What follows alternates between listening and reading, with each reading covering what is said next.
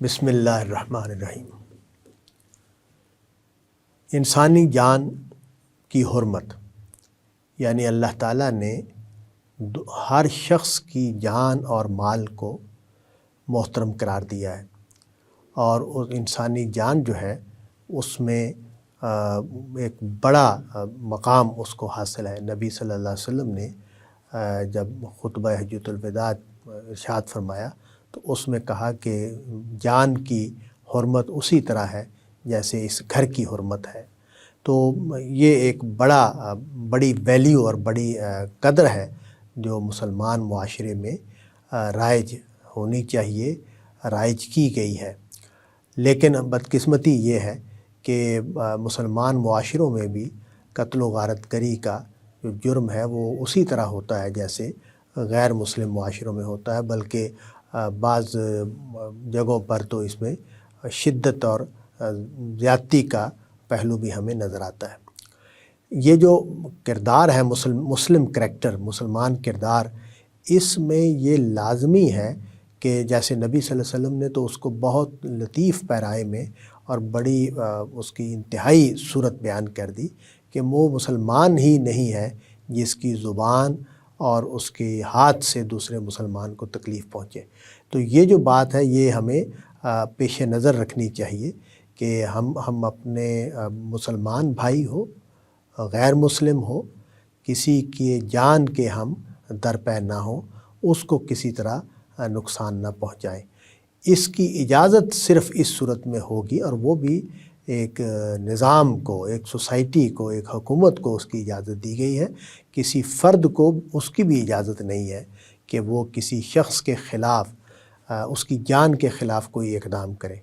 اور وہ یہ کہ وہ شخص نے کسی کو قتل کیا ہو تو ہم اس پر مقدمہ قائم کریں، جرم ثابت ہو جائے تو ہم اس کو سزائے موت دے دیں، یا وہ سوسائٹی میں جو نظام ہے اس میں فساد برپا کرنے کا طریقہ اختیار کر لے، جیسے معاشرے کے جو نظام ہے اس کو چیلنج کر دے، وہ طاقت کے زور پر جرائم کو اختیار کر لے اور جرائم کرنے لگ جائے، جتھا بنا لے اور سوسائٹی کو چیلنج کرے، تو اس طرح کے جو مجرم ہیں ان کو یہ سزا دی جائے گی۔ لیکن یہ کسی فرد کو اس بات کی اجازت نہیں ہے کہ وہ دوسرے شخص کی جان یا اس کے جسم کو کوئی نقصان پہنچائے۔ اس کو بھی قرآن مجید نے اس بات کو بھی واضح کیا کہ یہ بات شروع ہی سے انبیاء کے قانون میں بیان ہوتی آ رہی ہے کہ جو شخص بھی کسی شخص کو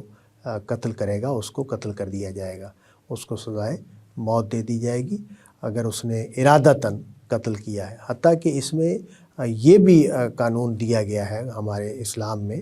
کہ اگر ارادے کے بغیر قتل ہو جائے تب بھی وہ اس کا کفارہ ادا کرے گا، دیت ادا کرے گا۔ تو مطلب یہ ہے کہ اس جرم کو دونوں پہلوؤں سے، یعنی ارادتاً قتل ہو تو سزائے موت دی جائے گی، یا اگر مقتول کے ورثاء صلح کر لیں تو دیت کا معاملہ ہوگا۔ لیکن یہ جو غلطی سے ہونے والا قتل ہے اس معاملے میں بھی اللہ تعالیٰ نے رعایت کا معاملہ نہیں کیا ہے، سزائے موت صرف موقوف کی ہے، لیکن اس کو ایک جرم کے طور پر دیکھا ہے، اس کا کفارہ بھی عائد کیا ہے اور اس کی دیت بھی عائد کی ہے۔ تو اس معاملے میں اگر کوئی دشمنی کا معاملہ ہے، کوئی اس طرح بیر آپس میں پیدا ہو گیا ہے، تو مسلمان کا کردار یہ ہے کہ وہ اس کو قانونی طریقے سے اس کو ٹھیک کرے، بیٹھ کر معاملات کو حل کرے۔ ایک دوسرے کی جان کے درپے ہونا، ایک دوسرے کو زخمی کرنا، ایک دوسرے کو مارنا پیٹنا، اس کی کوئی گنجائش اسلام میں نہیں ہے۔ اور یہاں یہ بات بھی واضح رہنی چاہیے کہ یہ ان جرائم میں سے ہے جن جرائم پر قرآن مجید میں ابدی جہنم کی سزا کی وعید ہے۔ یعنی قرآن مجید جو ہے وہ ایک جرم تو ایسا ہے کہ جس کے بارے میں واضح طور پر بیان کرتا ہے کہ اس کی معافی ہی نہیں ہے الا یہ کہ آدمی دنیا میں اپنی اصلاح کر کے دنیا سے جائے، وہ ہے شرک کا قانون۔ شرک کا جرم، لیکن اس کے بعد جو جرائم ہیں ان میں سے ایک جرم انسانی جان کو قتل کرنا ہے، کسی انسان کو قتل کرنا، یہ بھی وہ جرم ہے کہ جس کی سزا میں یہ بات بیان کی گئی ہے کہ وہ ابدی طور پر جہنم میں اس کو ڈالا جا سکتا ہے۔ یعنی یہ اتنا بڑا جرم ہے کہ ایمان جیسی نعمت کو بھی یہ زائل کر دیتا ہے، نیکیاں جو ہیں ان کو بھی کھا جاتا ہے۔ تو یہ بات ہمیں واضح طور پر پیش نظر رکھنی چاہیے کہ ہماری جو نیکیاں ہیں جیسے وہ برائیوں کو کھا جاتی ہیں، اسی طرح ہماری جو برائیاں ہیں اگر وہ ہم بڑے جرائم کریں، نبی صلی اللہ علیہ وسلم نے مہلکات کا لفظ بولا ہے ان جرائم کے لیے جو نیکیوں کو ضائع کر دیں گے، اور ہماری نیکیاں جو ہیں ان کا پھل ہمیں قیامت والے دن نہیں مل سکے گا۔ ان میں سے ایک جرم یہ ہے جو کسی جان کو نقصان پہنچانا ہے قتل کی صورت میں، اور اسی طرح اگر اس کو زخمی کیا ہے تو یہاں بھی اگر خدا نخواستہ کسی سے اس طرح کا کوئی جرم ہوا ہے تو اس کو دنیا ہی میں اس کی سزا پا لینے کا یا اس کا کفارہ ادا کر دینے کا طریقہ اختیار کرنا چاہیے تاکہ وہ اس جرم کے وبال سے آخرت میں دو چار نہ ہو۔ ہمیں کبائر سے مجتنب رہ کر